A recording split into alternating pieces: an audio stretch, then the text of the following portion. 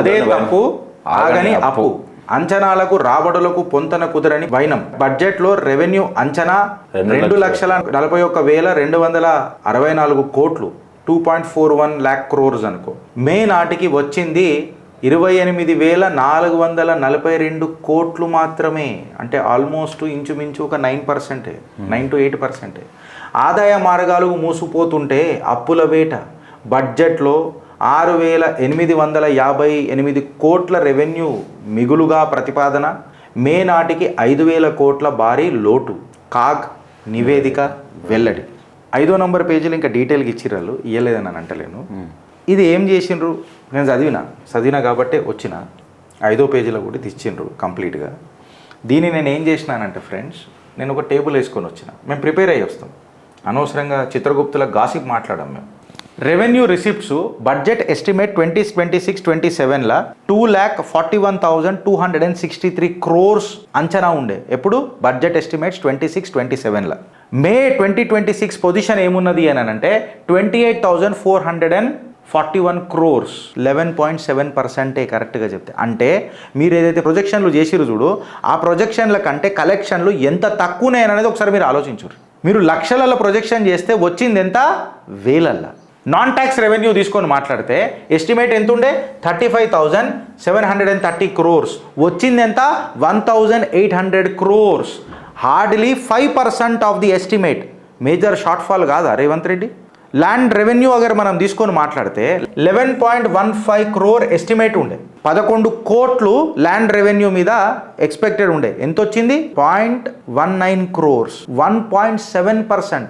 తెలంగాణని నట్టేట ముంచుతున్నది కాంగ్రెస్. వీళ్ళకు అవగాహన కూడా లేదు బడ్జెట్ ఎస్టిమేట్స్ మీద. అరే ఏదో 5-10% అటు ఇటు మారుతుంది కానీ 90%, 80% కంటింజెన్సీ ఉంటుంది అన్న. ల్యాండ్ సేల్స్ అనేది ఆల్మోస్ట్ నిల్ అయిపోయింది. అంటే రియల్ ఎస్టేట్ డమాల్ అయిపోయింది తెలంగాణలో. నువ్వు ఫ్యూచర్ సిటీ కడితే ఎంత, కట్టకుంటే ఎంత, సమజ్ అవుతుందా మీ అందరికన్నా అడుగుతున్నా.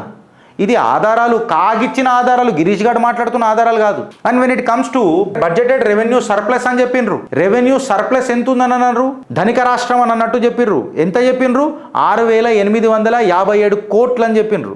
యాక్చువల్గా 5,000 డెఫిషియట్ ఉన్నది. అధికమని అనేది కరువు ఎట్లయింది, సర్ప్లస్ అనేది డెఫిషియట్ ఎట్లయింది? ఇలా అవగాహన మీకు చెప్తున్నా. కాంగ్రెస్ ఈయన చరిత్ర పరిచయం చేస్తున్నా. ఫిజికల్ డెఫిషియట్ కాడికి మాట్లాడితే యాన్యువల్ టార్గెట్ వీళ్ళు తీసుకున్నారు. ఎంత వచ్చింది అని అంటే 10,595 crores వచ్చింది. అంటే డెఫిషియట్ అనేది 18.13% ఉన్నది అని అంటే పెరుగుతుందా తరుగుతుందా? ఫ్యూచర్ సిటీ దూరం మాట, నాకు ఫ్యూచర్ మొత్తం కనిపిస్తున్నది ఇక్కడ నా పతనం. క్యాపిటల్ ఎక్స్పెండిచర్ కాడికి తీసుకుంటే వీళ్ళు ఎస్టిమేట్ ఎంత చేసిరు brother, 47,000 crores approximately capital expenditure ఉంటుంది అని చెప్పిండ్రు.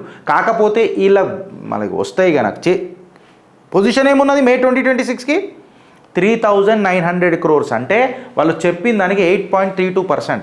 అరే ఎవడన్నా అంచనా ఎంత గిరీష్ అని అంటే 100 రూపాయలు చెప్పానంట. 100 రూపాయలు చెప్పు అని అంటే సరే ఎంత అయింది అంటే 85 రూపీస్, 80 రూపీస్, 70 రూపీస్ అయినా ఒప్పుకుంటా. 30% కంటింజెన్సీ ఒప్పుకుందాం చలో పోని. ఈడ 30% కూడా వస్తలేదు కదా, 10% నా కంటింజెన్సీ. బబడి కొట్టుకుంటున్నాం ఈడ, అర్థమై వస్తలేదు ఈడ. దాని తర్వాత చూడు నువ్వు శాలరీ ఎక్స్పెండిచర్ పొజిషన్ ఏముంది 7,300 కోట్లు. అందులో లార్జ్గా శాలరీస్ రేవంత్ రెడ్డి కూడా చెప్పిండు కదా ఎన్నో సభలల్లో. పెన్షన్లు 4,700 కోట్లు. మళ్ళీ ఇది కమిటెడ్ ఎక్స్పెండిచర్ కదా రాష్ట్రానికి, ఖచ్చితంగా ఇవ్వాల్సిందే కదా నువ్వు శాలరీలైనా పెన్షన్లైనా. అదేమో కన్జ్యూమ్డ్ ఎక్స్పెన్సు, ఇదేమో కమిటెడ్ ఎక్స్పెండిచర్. దీన్ని నువ్వు కాదనిలేవు కదా. టోటల్ రెవెన్యూ రిసీవ్ ఎంత అయిందిరా బై అని చెప్పి మాట్లాడితే పెద్ద పెద్ద మాటలు, ఇంత పెద్ద ముక్కులు ఫ్యూచర్ సిటీ అని. ఏడికెంత తెస్తావు ఫ్యూచర్ సిటీ? ఈడికైనా బడ్జెట్ ఎస్టిమేట్స్ చక్కగా అవుతావు, ఏడికెంత తెస్తే వండి దోసుకుంటావు. అందుకే ఎంట్రీని దాగుమంటారు తెలంగాణ ప్రజలని. మీ పేరే పెడతారు ఎంట్రీని ముఖ్యమంత్రి అనిగా. టోటల్ రెవెన్యూ ఎంత వచ్చింది అని అంటే 39,045 crores. ఎక్స్పెండిచర్ని సపోర్ట్ చేయడానికి మీ దగ్గర పైసలు ఉన్నాయా? This is completely insufficient to support the expenditure mister CM. Irony is getting ironical. పోనీ మేజర్ సోర్స్ ఏడికైనా వచ్చింది అని చెప్పి చూస్తే జిఎస్టీ ఇంకా సేల్స్ ట్యాక్స్ నుంచి 9,600 కోట్లు, స్టేట్ ఎక్సైజ్ డ్యూటీ నుంచి 6,088 కోట్లు, స్టాంప్స్ అండ్ రిజిస్ట్రేషన్ నుంచి 3,348 కోట్లు, స్టేట్ షేర్ సెంట్రల్ ట్యాక్స్ నుంచి వస్తుంది చూడు మనకు, అదేమో 3,100 కోట్లు. అదర్ ట్యాక్సెస్ ఇంకా డ్యూటీస్ని తీసుకొని చూస్తే 2,500 కోట్లు, వేరే రిసిప్ట్స్ అవన్నీ కన్సిడర్ చేసుకొని తీసి చూస్తే 1,300 కోట్లు. అప్పు ఎందుకంటున్నా తెలుసా ఎన్నిసార్లు? దానిలోకైనా ఎక్కువ వచ్చింది రేవంత్ రెడ్డి 10,595 కోట్లు. గిన్నెలకైనా ఎక్కువ రావాలి కానీ అప్పులు తెచ్చుకుంటారు, రెవెన్యూ తెచ్చుకుంటుండేదిరా నాకు అర్థం కాదు. మళ్ళా నేను తక్కువ ఇంట్రెస్ట్కి తెచ్చిన తెలుసా? విచిత్ర సోదరులు మాట్లాడిన మాటలు ఉన్నాయి నాకు ఇవన్నీ. కరెక్టా రాంగా? ఆ సినిమాలో మంచుకుంటుంది ఏదైనా ఇట్లాంటివి. మళ్ళీ ఈ కాంగ్రెస్ వాళ్ళు పాట పాడతారు, రెయిన్బో రెమో అని అన్నట్టు. ఆ పాట ఏదో ఉంటుంది అపరిచితుట్లో ఒక పాట, అదే పాట ఉంటుంది కదా, రంబల హార్ట్స్లో రింగ్ టోన్ రేమో, పొరుగు దండాలు పెడతాడు రేమో, అప్పలు ఇంతలు భద్రం రేమో, రెయిన్బో రేమో అనగానే మేమందరం పాడుతున్నాం.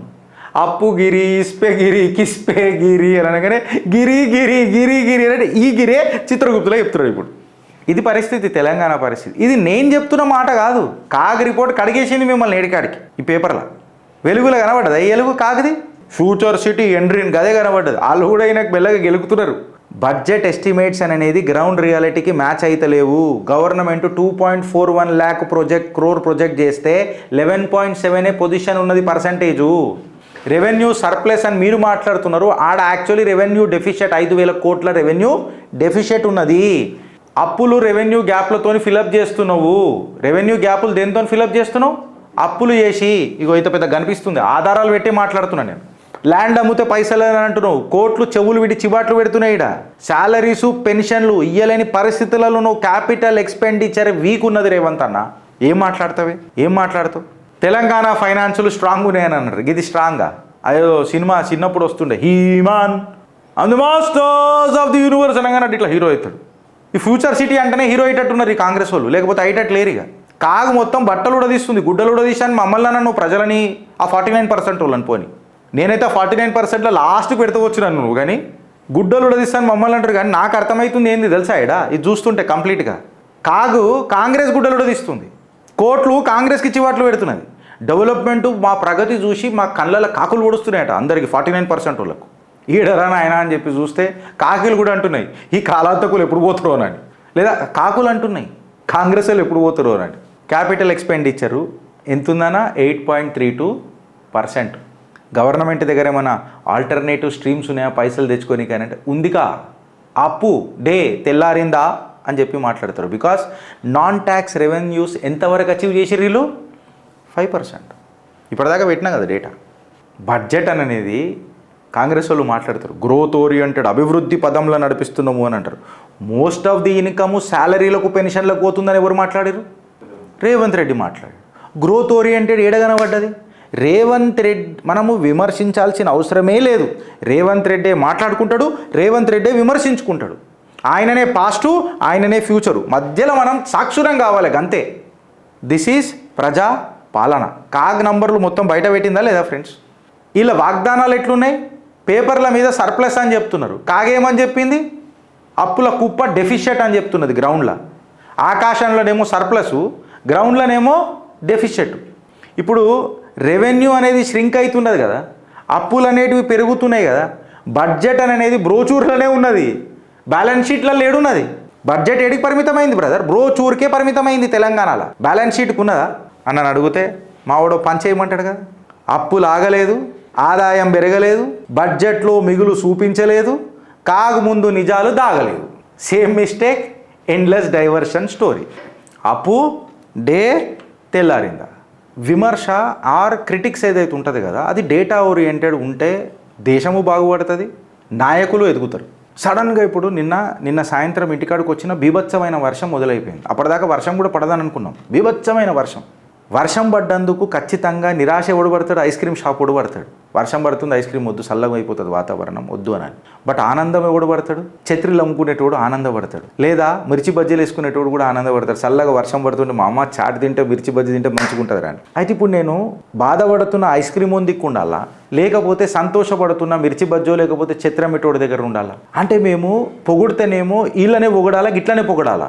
విమర్శ చేస్తే అందుకనే మేమేం చూస్ చేసుకున్నామనంటే, మేము భారత్ వైపు ఉంటాం, మేము దేశం వైపు ఉంటాం, మేము ధర్మం వైపు ఉంటాం. భారత్ని మధ్యలో పెట్టుకొనే మాట్లాడతాం. భారత్ మాతాకి జై.